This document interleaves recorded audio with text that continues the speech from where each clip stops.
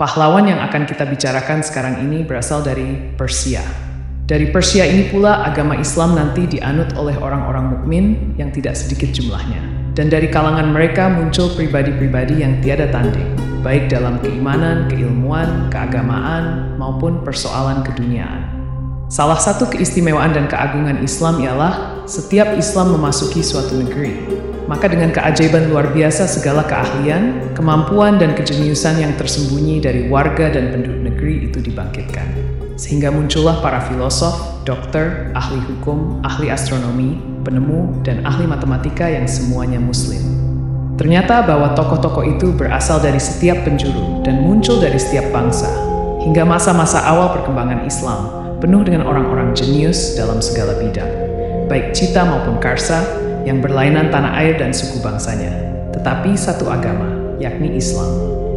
Rasulullah sendiri memang telah mengabarkan perkembangan yang penuh berkah dari agama ini. Bahkan beliau telah menerima janji yang benar dari Rabb-Nya yang maha besar, lagi maha mengetahui, bahwa suatu hari nanti tidak ada lagi baginya jarak pemisah tempat dan waktu. Hingga sejauh mata memandang akan menyaksikan panji-panji Islam berkibar di seluruh muka bumi, serta di istana-istana para penduduknya. Salman Al-Farisi sendiri turut menyaksikan hal tersebut, karena ia terlibat dan mempunyai hubungan erat dengan kejadian itu. Peristiwa itu terjadi waktu Perang Khandaq pada tahun 5H.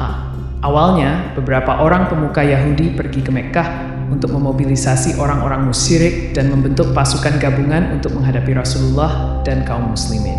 Mereka berjanji akan memberikan bantuan dalam perang penentuan yang akan mencabut akar agama baru ini. Siasat dan taktik perang pun diatur secara licik. Tentara Quraisy dan Ghatafan akan menyerang kota Madinah dari depan, sedangkan Bani Quraisy akan menyerangnya dari belakang barisan kaum muslimin sehingga mereka akan terjepit dari dua arah. Dengan demikian, mereka akan hancur lebur dan hanya tinggal kenangan saja. Demikianlah suatu hari, kaum muslimin tiba-tiba melihat kedatangan pasukan besar mendekat dan membawa perbekalan banyak dan persenjataan lengkap untuk menghancurkan Madinah. Kaum muslimin panik dan mereka bagaikan kehilangan akal melihat hal yang tidak duga-duga itu. Keadaan mereka dilukiskan oleh Al-Quran dalam firman Allah, yaitu ketika mereka datang kepadamu dari atas dan dari bawahmu, dan ketika penglihatan terpana dan hatimu menyesak sampai ke tenggorokan, dan kamu berprasangka yang bukan-bukan terhadap Allah. 24.000 prajurit di bawah pimpinan Abu Sufyan dan Uyainah bin Hisn menyatroni kota Madinah dengan tujuan hendak mengepung dan melepaskan serangan penentuan agar mereka terbebas dari Muhammad agama serta para sahabatnya. Pasukan ini tidak saja terdiri dari orang-orang Quraisy, tetapi juga dari berbagai kabilah dan kelompok-kelompok berkepentingan yang menganggap Islam sebagai lawan yang membahayakan mereka. Peristiwa ini merupakan percobaan akhir dan penentuan bagi pihak musuh-musuh Islam, baik individu, kelompok, suku, maupun golongan yang memiliki kepentingan tersendiri. Kaum muslimin menyadari bahwa mereka sedang dalam keadaan yang gawat. Rasulullah pun mengumpulkan para sahabat untuk bermusyawarah. Mereka semua tentu saja setuju untuk melawan, tetapi apa yang harus mereka lakukan untuk melawan? Ketika itulah tampil seorang yang berbadan tinggi dan berambut lebat. Dialah orang yang disayangi dan dihormati oleh Rasulullah. Itulah dia Salman Al-Farisi. Dari tempat ketinggian, ia melayangkan pandangan meninjau sekitar Madinah, dan ternyata bahwa kota itu terlindungi oleh gunung dan bukit-bukit batu yang mengelilinginya. Namun, di sana terdapat juga daerah terbuka yang luas dan terbentang panjang, hingga dengan mudah akan dapat diserbu musuh untuk memasuki benteng pertahanan. Di negerinya, Salman telah mempunyai pengalaman luas tentang strategi dan siasat perang. Karena itu, ia mengajukan suatu usulan kepada Rasulullah, yaitu suatu rencana yang belum pernah dikenal oleh orang-orang Arab dalam peperangan mereka selama ini. Rencana tersebut adalah menggali parit sebagai perlindungan sepanjang daerah terbuka di sekitar Madinah. Hanya Allah yang lebih mengetahui apa yang akan dialami kaum muslimin dalam peperangan itu, seandainya mereka tidak menggali parit. Ketika pasukan Quraisy menyaksikan parit terbentang di hadapan, mereka merasa terpukul melihat hal yang tidak disangka-sangka itu. Sehingga tidak kurang sebulan lamanya kekuatan mereka hanya mendekam di kemah tanpa daya untuk menerobos Madinah. Akhirnya, pada suatu malam Allah Ta'ala mengirim angin topan yang menerbangkan kemah-kemah dan memorak-porandakan kesatuan mereka. Abu Sufyan pun memerintahkan anak buahnya agar kembali pulang ke kampung mereka, dalam keadaan berputus asa serta menderita kekalahan pahit. Pada waktu menggali parit, Salman tidak ketinggalan bekerja bersama dengan kaum muslimin. Mereka menggali tanah dengan penuh semangat. Tidak ketinggalan, Rasulullah juga membawa cangkul dan bekerja bersama mereka. Tidak disangka, di tempat penggalian Salman bersama rekan-rekannya, cangkul mereka terbentur oleh sebuah batu besar. Salman adalah seorang yang berperawakan besar dan bertenaga kuat. Sekali ayun, lengannya yang kuat akan dapat membelah batu dan memecahkannya berkeping-keping. Tetapi, ia tidak berdaya menghadapi batu besar ini, sedangkan bantuan dari rekan-rekannya hanya menghasilkan kegagalan belaka. Salman pergi menemui Rasulullah dan meminta izin untuk mengalihkan jalur parit dari garis semula, guna menghindari batu besar yang tidak tergoyahkan itu. Rasulullah pun pergi bersama Salman untuk melihat sendiri keadaan tempat dan batu besar tersebut. Setelah melihat batu itu, Rasulullah lalu membaca basmalah dan mengangkat kedua tangannya yang mulia yang sedang memegang erat cangkul itu. Cangkul ke batu besar itu dengan sekuat tenaga, hingga batu itu pun terbelah dan dari celah belahannya yang besar keluar percikan api yang tinggi dan menerangi. Salman mengatakan, "Aku melihat percikan api itu menerangi pinggiran Madinah." Sementara itu Rasulullah mengucapkan takbir, "Allah Maha Besar. Aku telah dikaruniai kunci-kunci istana negeri Persia, dan dari percikan api tadi tampak olehku dengan nyata istana-istana kerajaan Hira dan kota-kota Raja Persia. Sungguh, umatku akan menguasai semua itu." Kemudian Rasulullah mengangkat cangkul itu kembali dan memukulkannya ke batu kali kedua. Fenomena yang sama terjadi lagi. Pecahan batu besar itu menyemburkan kilatan api yang tinggi dan menerangi. Rasulullah pun bertakbir kembali, "Allah Maha Besar. Aku telah dikaruniai kunci-kunci negeri Romawi, dan tampak nyata olehku istana-istana megahnya. Sungguh, umatku akan menguasainya." Kemudian beliau memukulkan cangkul itu untuk kali ketiga, dan batu besar itu pun hancur lebur, serta menimbulkan kilatan api yang terang benderang. Rasulullah mengucapkan kalimat tahlil dan diikuti oleh kaum muslimin. Rasulullah menceritakan kepada mereka bahwa beliau sekarang melihat istana-istana di Syria, Sana'a, dan daerah-daerah lain yang suatu ketika nanti akan berada di bawah naungan bendera Allah yang berkibar. Dengan keimanan penuh, kaum muslimin pun serentak berseru, "Inilah yang dijanjikan Allah dan Rasul-Nya, dan benarlah Allah dan Rasul-Nya." Salmanlah yang mengajukan saran untuk membuat parit, dan dia pula yang menemukan batu yang telah memancarkan rahasia-rahasia yang akan terjadi di masa mendatang, yakni ketika ia meminta tolong kepada Rasulullah. Lalu berdiri di samping Rasulullah, menyaksikan cahaya dan mendengar berita gembira itu. Dia masih hidup ketika kabar gembira itu menjadi kenyataan. Lalu sendiri melihat, mengalami, dan merasakannya. Lalu menyaksikan penaklukan kota-kota di Persia dan Romawi, istana di Sana'a, Mesir, Syria, dan Irak. Lalu menjadi saksi seluruh penjuru bumi seakan berguncang keras oleh seruan mempesona penuh berkah yang berkumandang dari puncak menara tinggi di setiap pelosok, memancarkan sinar hidayah dan petunjuk Allah. Lihatlah, Salman sedang duduk di bawah naungan sebatang pohon yang rindang. Sedangkan di negerinya nan jauh di Madain sana, teman-teman dekatnya sedang membicarakan petualangan berat yang dialaminya demi mencari kebenaran, dan mengisahkan kepada mereka bagaimana ia berpindah dari agama nenek moyangnya bangsa Persia menuju agama Nasrani, dan terakhir jatuh ke pelukan agama Islam. Sungguh, ia telah meninggalkan kekayaan berlimpah dari orang tuanya dan merelakan dirinya jatuh ke dalam lembah kemiskinan demi kebebasan pikiran dan jiwanya. Dalam pengembaraan mencari kebenaran itu, ia pernah dijual di pasar budak hingga akhirnya bertemu dengan Rasulullah dan beriman kepadanya. Rasulullah lalu membaca basmalah dan mengangkat kedua tangannya yang mulia yang sedang memegang erat cangkul itu. Cangkul ke batu besar itu dengan sekuat tenaga, hingga batu itu pun terbelah dan dari celah belahannya yang besar keluar percikan api yang tinggi dan menerangi. Salman mengatakan, "Aku melihat percikan api itu menerangi pinggiran Madinah." Sementara itu Rasulullah mengucapkan takbir, "Allah Maha Besar. Aku telah dikaruniai kunci-kunci istana negeri Persia, dan dari percikan api tadi tampak olehku dengan nyata istana-istana kerajaan Hira dan kota-kota Raja Persia. Sungguh, umatku akan menguasai semua itu." Kemudian Rasulullah mengangkat cangkul itu kembali dan memukulkannya ke batu kali kedua. Fenomena yang sama terjadi lagi. Pecahan batu besar itu menyemburkan kilatan api yang tinggi dan menerangi. Rasulullah pun bertakbir kembali. Allah Maha Besar. Aku telah dikaruniai kunci-kunci negeri Romawi, dan tampak nyata olehku istana-istana megahnya. Sungguh, umatku akan menguasainya. Kemudian beliau memukulkan cangkul itu untuk kali ketiga, dan batu besar itu pun hancur lebur, serta menimbulkan kilatan api yang terang benderang. Rasulullah mengucapkan kalimat tahlil dan diikuti oleh kaum muslimin. Rasulullah menceritakan kepada mereka bahwa beliau sekarang melihat istana-istana di Syria, Sana'a, dan daerah-daerah lain yang suatu ketika nanti akan berada di bawah naungan bendera Allah yang berkibar. Dengan keimanan penuh, kaum muslimin pun serentak berseru, "Inilah yang dijanjikan Allah dan Rasul-Nya, dan benarlah Allah dan Rasul-Nya." Salmanlah yang mengajukan saran untuk membuat parit, dan dia pula yang menemukan batu yang telah memancarkan rahasia-rahasia yang akan terjadi di masa mendatang, yakni ketika ia meminta tolong kepada Rasulullah. Lalu berdiri di samping Rasulullah, menyaksikan cahaya dan mendengar berita gembira itu. Dia masih hidup ketika kabar gembira itu menjadi kenyataan. La sendiri melihat, mengalami, dan merasakannya. La menyaksikan penaklukan kota-kota di Persia dan Romawi, istana di Sana'a, Mesir, Syria, dan Irak.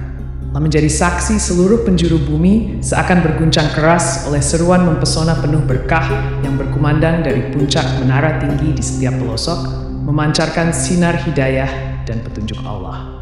Lihatlah, Salman sedang duduk di bawah naungan sebatang pohon yang rindang.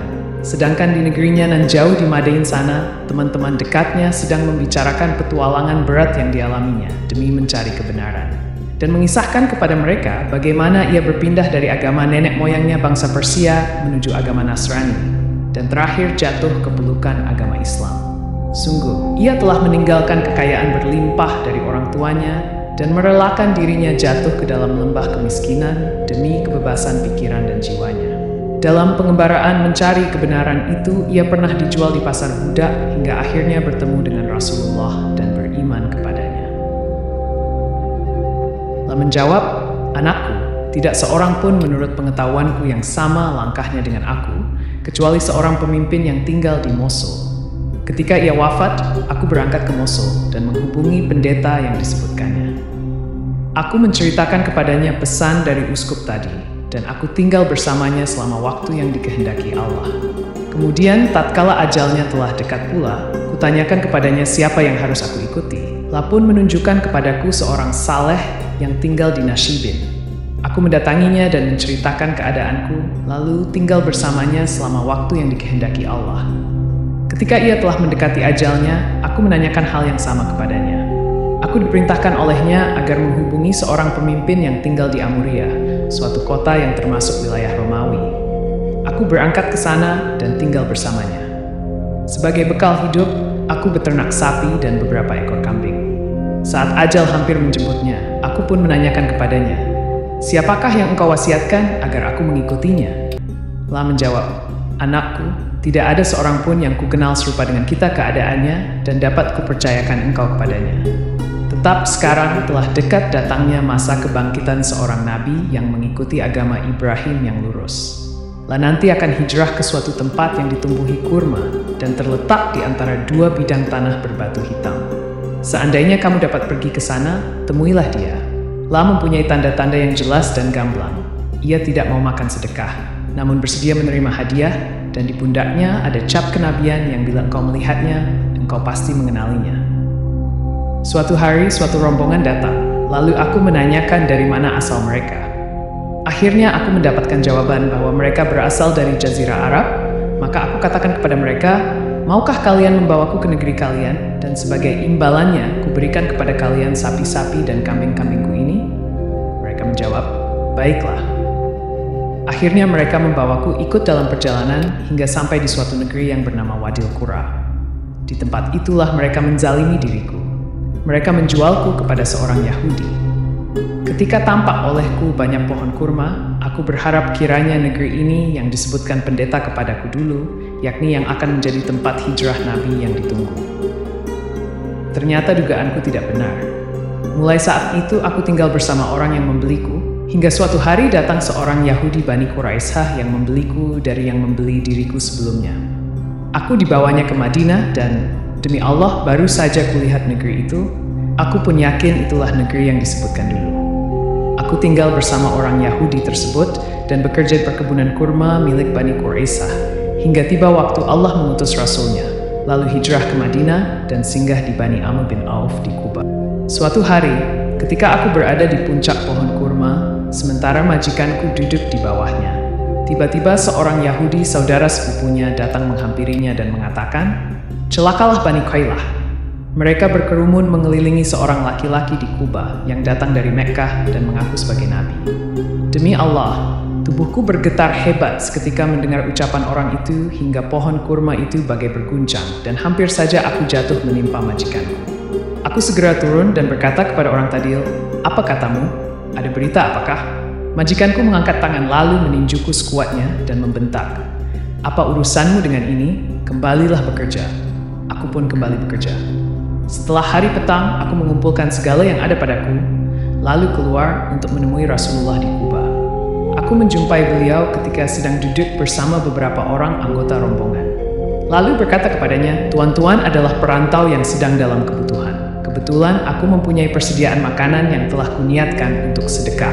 Setelah mendengar keadaan tuan-tuan, aku berpikir bahwa tuan-tuanlah yang lebih layak menerimanya. Dan makanan itu kubawa ke sini." Aku pun meletakkan makanan itu di hadapan beliau. "Makanlah dengan menyebut nama Allah," sabda Rasulullah kepada para sahabatnya. Tetapi beliau tidak mengulurkan tangannya untuk menjamah makanan itu. Aku berkata dalam hati, "Demi Allah, inilah satu dari tanda-tandanya. Ia tidak mau memakan harta sedekah."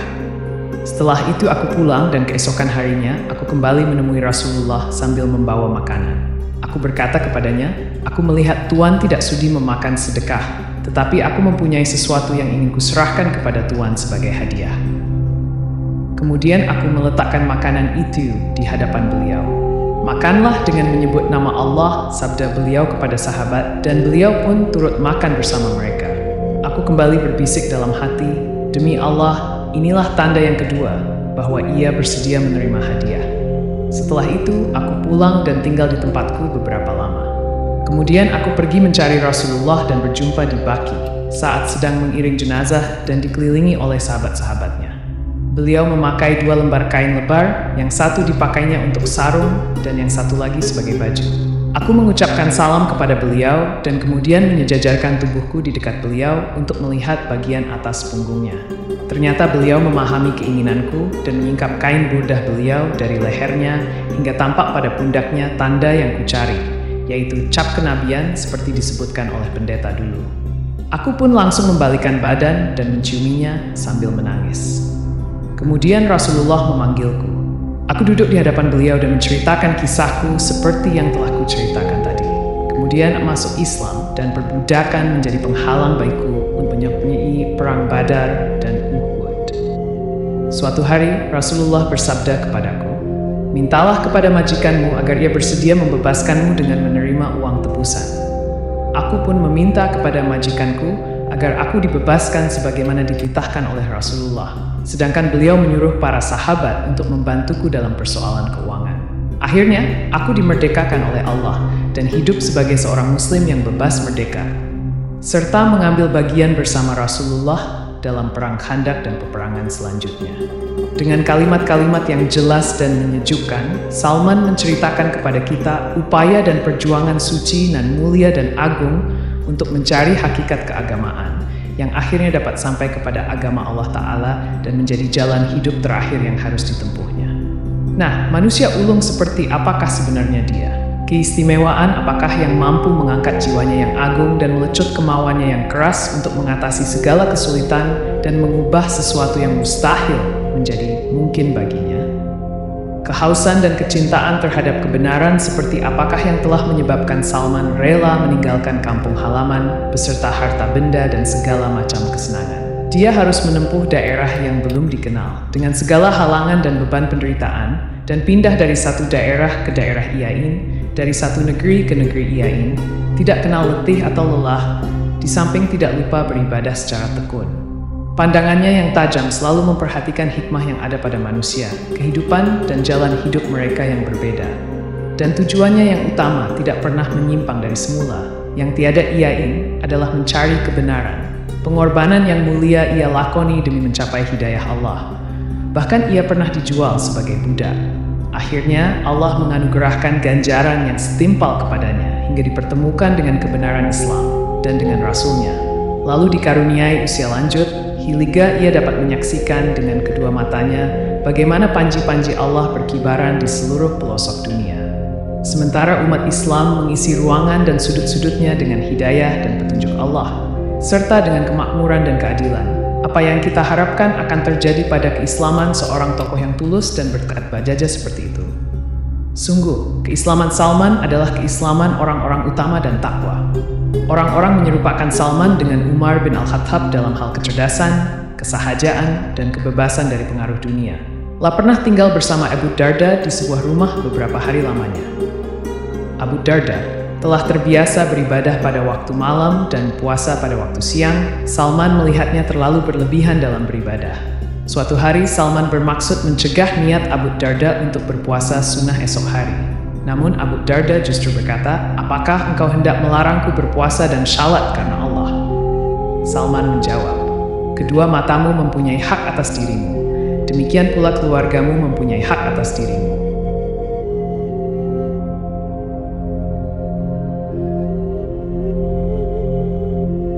Tunjangan yang diperolehnya tidak sedikit, antara 4 sampai 6.000 setahun. Namun, semua itu ia bagi-bagikan hingga habis. La menolak meski hanya untuk mengambil 1 dirham saja dan mengatakan, "Aku membeli bahan anyaman dengan uang 1 dirham, lalu kuanyam dan kujual seharga 3 dirham. 1 dirham kuambil untuk modal lagi, 1 dirham berikutnya untuk nafkah keluargaku, sedangkan 1 dirham sisanya untuk sedekah.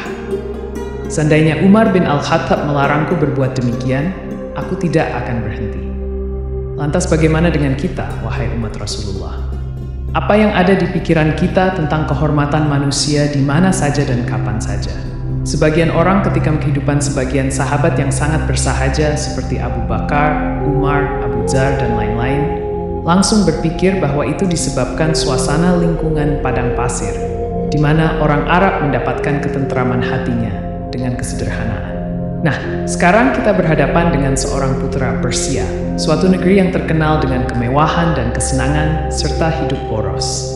Salman yang sedang kita ceritakan ini bukanlah dari golongan miskin atau bawahan, melainkan dari golongan kaya dan kelas tinggi. Mengapa sekarang, setelah memeluk Islam, menolak harta, kekayaan, dan kesenangan? Mengapa ia lebih memilih kehidupan bersahaja, tidak lebih dari 1 dirham tiap harinya, yang diperoleh dari hasil jerih payahnya sendiri? Mengapa ia menolak jabatan, lalu lebih memilih menghindari dunia itu dan mengatakan, "Seandainya kamu bisa hidup dengan memakan tanah, asal tidak membawahi 2 orang, maka lakukanlah"? Mengapa ia menolak pangkat dan jabatan, dan mau menerima jika mengepalai sepasukan tentara yang pergi menuju medan perang? Kecuali dalam suasana tiada seorang pun yang mampu memikul tanggung jawab kecuali dia, ia bersedia melakukannya dengan hati murung dan jiwa merintih. Tetapi, mengapa ketika memegang jabatan yang mesti dipikulnya, ia tidak mau menerima tunjangan yang diberikan kepadanya secara padahal itu halal baginya? Hisyam meriwayatkan dari Al-Hasan tunjangan Salman sebanyak 5.000 setahun, namun ia berpidato di hadapan 30.000 orang dengan separuh mantelnya dijadikan alas duduknya dan separuh lagi untuk menutupi badannya. Jika tunjangannya datang, ia membagi-bagikannya sampai habis. Untuk makan, ia mengandalkan hasil usaha kedua tangannya. Mengapa itu jalan hidup yang ia pilih dan sangat zuhud dari keinginan dunia, padahal ia seorang putra Persia yang biasa tenggelam dalam kesenangan dan dipengaruhi arus kemajuan? Marilah kita dengar jawaban yang diberikannya ketika berada di atas pembaringan menjelang ajal. Kala ruhnya yang mulia telah bersiap-siap untuk kembali menemui Rabb-Nya yang maha tinggi lagi maha penyayang. Sa'ad bin Abu Waqqas datang menjenguknya, maka Salman menangis. Sa'ad pun bertanya, "Apa yang kau tangisi, wahai Abu Abdillah? Padahal Rasulullah wafat dalam keadaan ridha kepadamu." Salman menjawab, "Demi Allah, aku menangis bukan karena takut mati ataupun mengharap kemewahan dunia, melainkan karena Rasulullah telah menyampaikan suatu pesan kepada kita. Dalam sabdanya, Hendaklah bagian setiap kalian dari kekayaan dunia ini seperti bekal seorang pengendara. Padahal harta milikku begini banyaknya. Saat berkata sendiri, aku perhatikan tidak ada yang tampak di sekelilingku kecuali satu piring dan sebuah wadah untuk bersuci. Saat lalu berkata kepadanya, wahai Abu Abdillah, berilah kami suatu pesan yang akan kami ingat selalu darimu. Dia bertutur, wahai Sa'ad, ingatlah Allah tentang keinginanmu ketika engkau sedang berkehendak, tentang keputusanmu ketika engkau sedang memutuskan, dan tentang apa yang di tanganmu ketika engkau sedang membagi. Itulah rupanya yang telah membuat hati Salman menjadi kaya dan puas. Allah telah memenuhinya dengan zuhud terhadap dunia dan segala harta, dan pangkat dengan segala pengaruhnya. Itulah pesan Rasulullah kepadanya dan kepada semua sahabatnya, agar mereka tidak membiarkan dunia menguasai mereka dan tidak mengambil bagian darinya, kecuali sekedar bekal seorang pengendara. Salman telah memenuhi pesan itu sebaik-baiknya. Namun air matanya masih jatuh berderai ketika ruhnya telah siap untuk berangkat. Khawatir bila ia telah melampaui batas yang ditetapkan. Tidak terdapat di ruangannya kecuali sebuah piring makannya dan sebuah wadah untuk tempat minum dan wudhu. Meski demikian, ia menganggap dirinya sebagai orang yang berharta banyak. Nah, bukankah telah kami ceritakan kepada Anda bahwa ia mirip sekali dengan Umar? Pada hari-hari ia bertugas sebagai gubernur di Madain, keadaannya tidak sedikit pun berubah. Seperti yang telah kita ketahui, ia menolak untuk menerima gaji sebagai gubernur, 1 dirham sekalipun. Allah tetap mengambil naftahnya dari hasil menganyam, sedang pakaiannya tidak lebih dari sehelai mantel. Bajunya yang sudah tua itu berlomba dengan kesederhanaan dan kesahajaannya. Suatu hari ketika ia sedang berjalan di suatu jalan, seseorang yang datang dari Syria menjumpainya. Orang itu membawa buah tin dan kurma. Rupanya beban itu amat berat hingga membuatnya kelelahan. Ketika ia melihat Salman yang tampak sebagai orang biasa dan dari golongan miskin, orang itu hendak menyuruhnya membawa buah-buahan dengan diberi imbalan atas jerih payahnya bila telah sampai ke tempat tujuan. Dia memberi isyarat supaya datang kepadanya dan Salman pun menurut dengan patuh. Orang dari Syria itu berkata, tolong bawakan barangku ini. Barang itu pun dipikul oleh Salman. Lalu mereka berdua berjalan bersama-sama. Di tengah perjalanan mereka berdua berpapasan dengan satu rombongan. Salman memberi salam kepada mereka dan mereka berhenti dan desist. Semoga keselamatan dan kepada gubernur. Orang dari Syria itu bergumam sendiri. Semoga keselamatan juga dilimpahkan kepada gubernur. Gubernur mana yang mereka maksudkan? Keheranannya kian bertambah ketika dilihatnya sebagian dari anggota rombongan segera menuju beban yang dipikul oleh Salman dengan maksud hendak menggantikannya. Mereka berkata, berikanlah kepada kami, wahai gubernur. Sekarang, orang Syria itu paham bahwa kulinya tiada lain adalah Salman Al-Farisi, gubernur Madain. Orang itu pun sangat menyesal dan mengungkapkan permintaan maaf dari bibirnya. La mendekat untuk menarik beban itu dari tangannya, tetapi Salman menolak dan menggelengkan kepala sembari berkata, tidak, sebelum kuantarkan sampai ke rumahmu. Suatu ketika Salman pernah ditanyai orang, apa sebabnya Anda tidak menyukai jabatan sebagai gubernur? La menjawab, karena manis waktu memegangnya, tetapi pahit waktu melepaskannya. Kali lain, seorang sahabat memasuki rumah Salman, didapatinya ia sedang duduk menggodok tepung. Maka sahabat itu bertanya, kemanakah pelayan? La menjawab, aku suruh untuk suatu keperluan, dan aku tidak ingin ia harus melakukan 2 pekerjaan sekaligus. Ketika kita hendak membicarakan tentang rumah Salman, hendaknya kita benar-benar ingat bagaimana rumahnya. Ketika hendak mendirikan bangunan yang berlebihan, disebut sebagai rumah, Salman bertanya kepada tukangnya, bagaimana model rumah yang hendak Anda dirikan? Tukang bangunan ini adalah seorang arif dan bijaksana. La mengetahui kesederhanaan dan sifat Salman yang tidak suka bermewah-mewah. La menjawab, jangan khawatir, rumah itu merupakan bangunan yang dapat digunakan bernaung kala panas dan tempat berteduh kala hujan. Andainya Anda berdiri, kepala Anda akan sampai pada langit-langitnya. Dan jika Anda berbaring, kaki Anda akan terantuk pada dindingnya. Salman pun berkata, benar, seperti itulah seharusnya rumah yang akan Anda bangun. Tak satu pun barang berharga dalam kehidupan dunia ini yang digemari atau diutamakan oleh Salman, kecuali suatu barang yang memang amat diharapkan dan dianggap penting, bahkan telah dititipkan kepada istrinya untuk disimpan di tempat yang tersembunyi dan aman. Ketika dalam sakit yang berakhir pada ajalnya, yaitu pada pagi hari kepergiannya, ia memanggil istrinya untuk mengambil titipannya dahulu. Ternyata, barang itu hanyalah sikat kesturi yang diperolehnya waktu pembebasan Jalula dahulu. Barang itu sengaja disimpan untuk wangi-wangian pada hari wafatnya. Kemudian ia menyuruh sang istri agar mengambil secangkir air. Salman menaburkan bubuk kesturi itu ke dalam cangkir dan mengaduknya dengan tangan, lalu berkata kepada istrinya, "Percikkanlah air ini ke sekelilingku. Sekarang telah hadir di hadapanku makhluk Allah yang tidak suka makanan, tetapi gemar wangi-wangian." Setelah selesai, ia berkata kepada istrinya, "Tutupkanlah pintu dan turunlah." Perintah itu pun diturut oleh istrinya. Tidak lama antara waktu itu dan istrinya kembali masuk, ruh yang beroleh berkah itu telah meninggalkan dunia dan berpisah dari jasadnya. Dia telah mencapai alam yang tinggi, dibawa terbang oleh sayap kerinduan. Kerinduan untuk memenuhi janjinya, bertemu Iyagi dengan Rasulullah Muhammad, dengan kedua sahabat beliau, Abu Bakar dan Umar, serta tokoh-tokoh mulia lainnya dari golongan syuhada dan orang-orang utama. Telah lama Salman menantikan itu dalam kerinduan dan dahaga. Hari ini rindu itu telah terobati dan dahaga itu pun telah hilang. Semoga ridha dan rahmat Allah menyertainya.